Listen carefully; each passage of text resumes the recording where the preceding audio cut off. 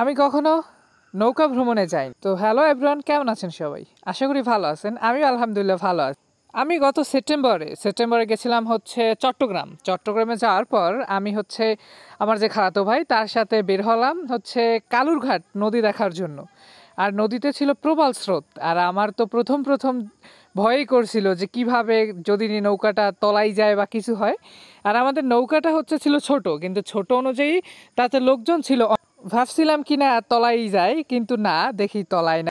আমার মতো অনেক লোক এই নৌকায় উঠছিল। এখন আমি চিন্তা করলাম যে সবাই যখন উঠছে, যদি নৌকা তলায় যায় তাহলে হয়তো সবাই তো তলাই যাবে, তা আমিও তলাইলাম, প্রবলেম নাই। এই ভয় ছিল না দেখেই আমি উঠলাম।